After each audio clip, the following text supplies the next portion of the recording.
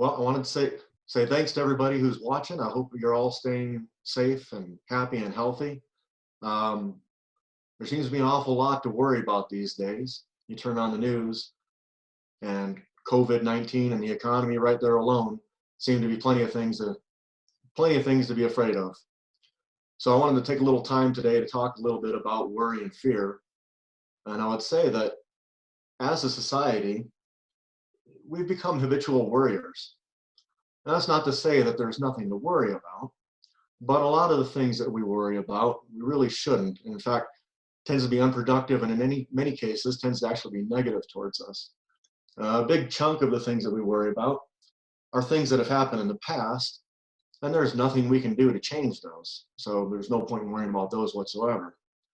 Another really big chunk of things that we tend to worry about are things that are never going to happen. Um, Researchers at Penn State University in a recent study, they found that about 91% of the things that their uh, uh, people that they studied worried about things that never occurred. And 91% of the worries they had never occurred. It's only about 9% of the things that they were worrying about actually did occur.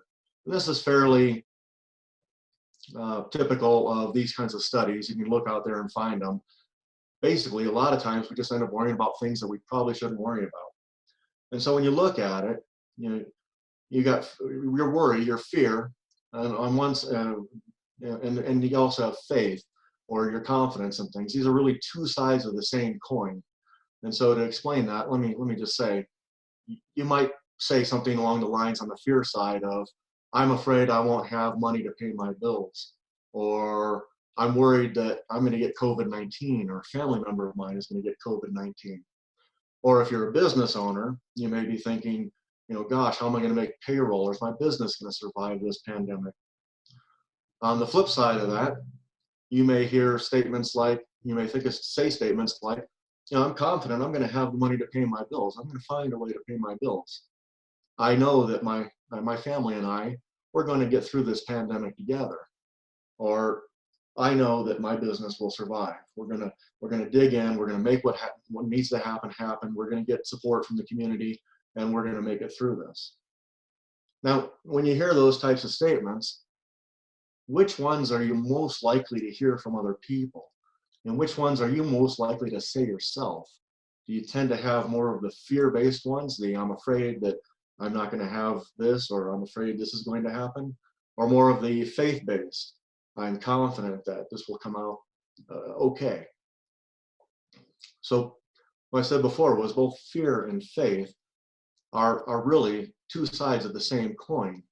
Both of them are feelings that we are experiencing right now in the present, and those feelings are directed towards future events, things that haven't happened now.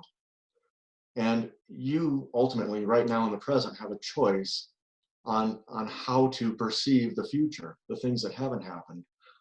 When you fear or worry, you're expecting a negative outcome. You're expecting negative things to come out of the future.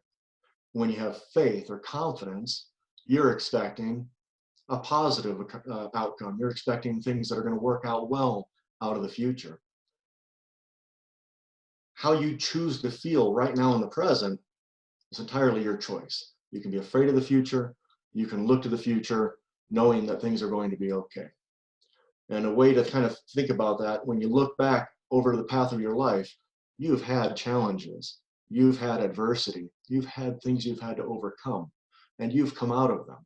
They actually made you stronger. Those things made you stronger for it. You look back and you can see a path that leads up to where you are now, and you made it through. When you look into the future, you can't see that path. But know that in the future, when you get there, you will be able to look back and see you're going to make it okay. So which to focus on? Positive potential, negative potential? I like to use my motorcycle analogy to kind of help make this a little clearer. Any of you motorcycle riders out there, if you haven't ridden a motorcycle, one thing you learn pretty quickly on a motorcycle is where you look is where you tend to go. If you look off to the left, your motorcycle and your body tend to travel to the left. You look off to the right, your motorcycle and body tend to travel to the right. If you need to turn around, you need to stretch your neck and look behind you, because where you look is where you are going to go. So how this ends up tripping up some novice motorcycle riders is when they're going along on the road, there may be an obstacle, a rock, a stick, a pothole, something that they need to go around. Well, inexperienced riders, what they tend to do is they tend to focus on that obstacle. They're looking straight at it, and because of that, their motorcycle tends to travel towards that obstacle. By focusing on that obstacle, they're actually causing themselves to collide with that obstacle. The way that they should handle it is not to focus on the obstacle, but to focus on where they want to be, the path beyond the obstacle. When they do that, they need to be aware of the obstacle, but they focus on where they want to go, and they circumnavigate the path around the obstacle and get there. That's the same thing in life. When we tend to focus on those worries and the bad things that can happen, we have a habit of steering ourselves into those unfavorable outcomes. By focusing instead on the positive, where you want to be, the positive result and the positive outcome, you tend to make it easier for yourself to reach that outcome. So what happens when you get into some serious trouble? I mean, it's happening now, obviously. There's people that have lost their job, or they've been laid off indefinitely, and you're not sure when they're going to get back.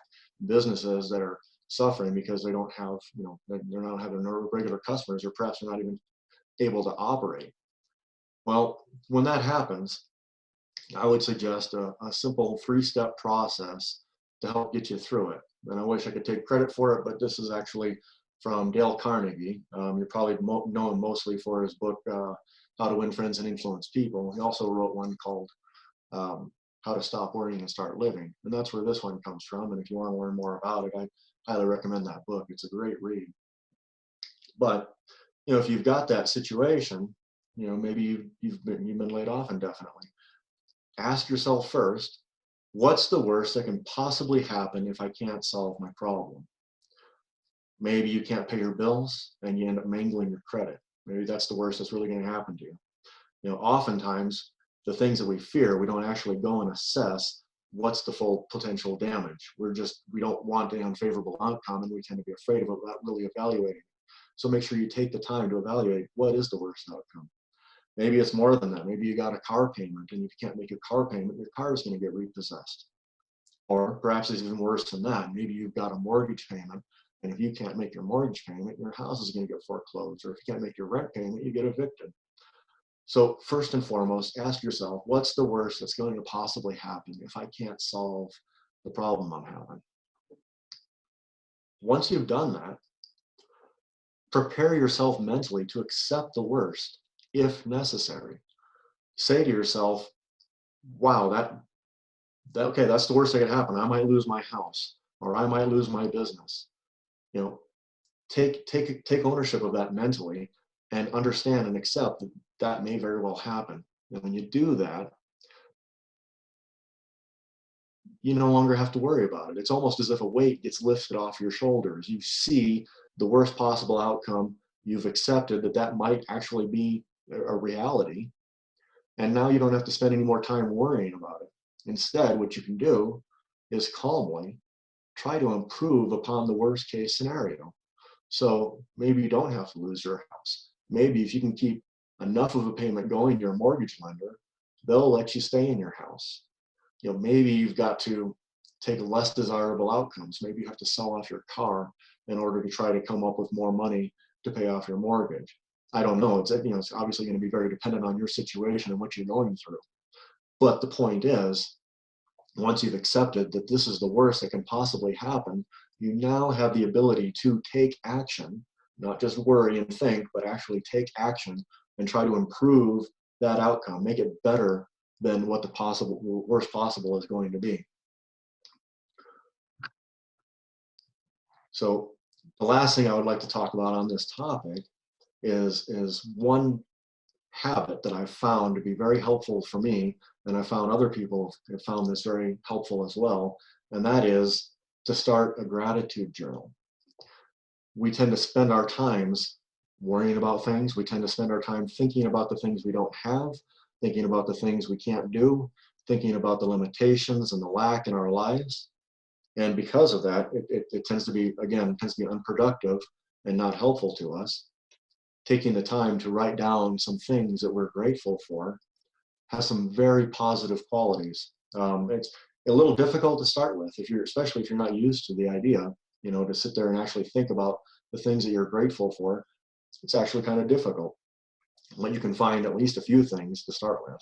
And what I would suggest is, do whatever you can, whether maybe once a day you sit down and think of one thing you're grateful for, or if you can, maybe do a few more. Do like 3 things that you're grateful for, or if you can do more than that as you get better, get up to 10 things that you're grateful for a day. And by doing that, what you'll find is you start focusing on the things that you have in your life that are positive. You start to appreciate those more. You start to worry less. And what's more, you actually begin to bring in more positive things in your life, because now you're starting to look for those things and you're bringing them into you. So my suggestion, the fear and faith, really just 2 sides of the same coin. All it really is your feelings that you're having right now in the present moment that are directed towards future events. It's your choice whether to spend your time worrying or to spend your time being confident and having faith. My suggestion would be try to spend a little more time being grateful for the things that you have in your life and looking for ways that you can help others and know that you're going to be taken care of. So I want to say thanks to everybody for your time and attention, and I hope this has been helpful to you at all. Thank you to Speakers Pathway Coalition and Jim and Don for giving me the opportunity to speak. And I will go ahead and finish my speech. Thank you.